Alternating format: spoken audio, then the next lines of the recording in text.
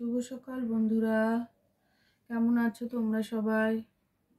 আমার শরীরটা কাল থেকে খারাপ যাচ্ছে গো, খুব মাথার যন্ত্রণা হচ্ছে। দেখো না, একটা চোখ যেন খুলতেই পাচ্ছি না, এদিকে চোখটা ভালো লাগছে না।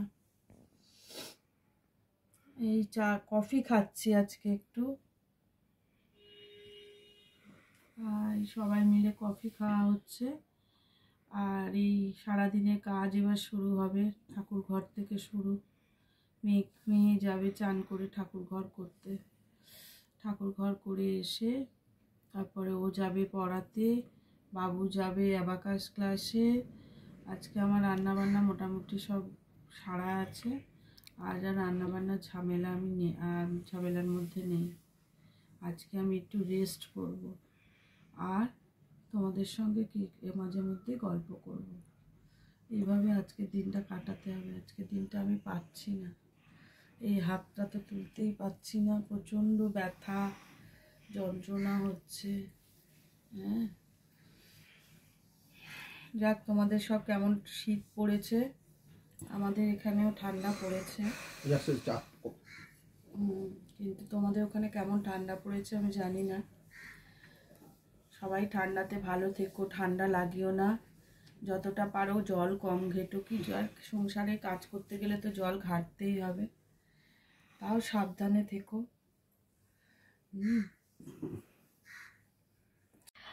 মা তো তোমাদের সকালবেলা গুড মর্নিং করেছি, তাছাড়াও আমি একটু আস্তেই কথা বলছি, তার কারণ আজকে মায়ের খুব শরীর খারাপ আর মা না ঘুমিয়ে পড়েছে হঠাৎ করে। তো আমি আর সেই জন্য মাকে ডাকিনি। নিচে ঠাকুর ঘর, ওপরে ঠাকুর ঘর, ঠাকুরের বাসন ফাসন সব আমি করে দিয়েছি।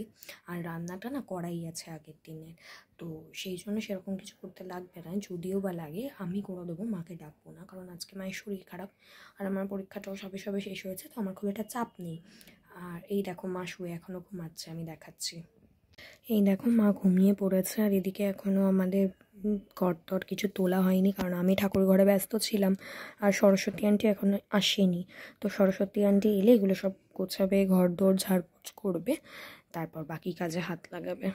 আজকে জানি না কতটা কি ভিডিও হবে, কারণ সেরকম কোনো কাজ নেই আজকে করার মতন, তো সেই কারণে তোমরা দেখতে থাকো, সাথে থাকো।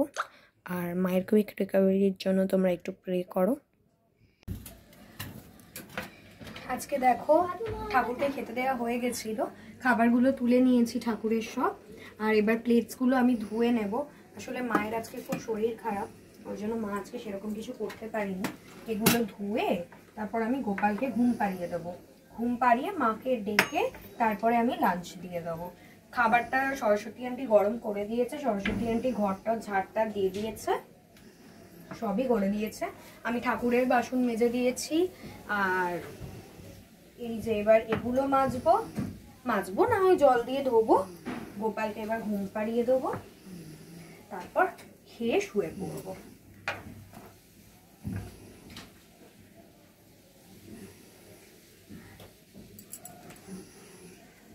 ঘুমি করতে হবে বাবা, তোকে ঘুমি করতে হবে তো।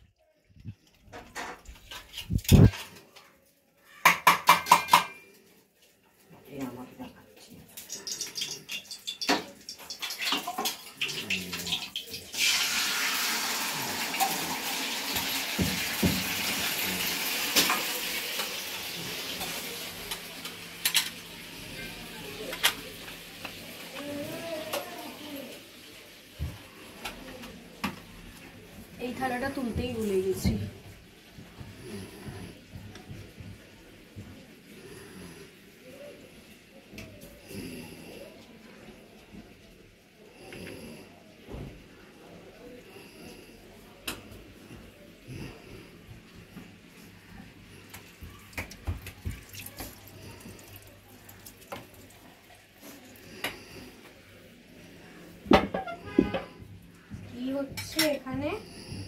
ইকোনমিটা ভেঙে রাখো বড় করে, ব্যাস যা।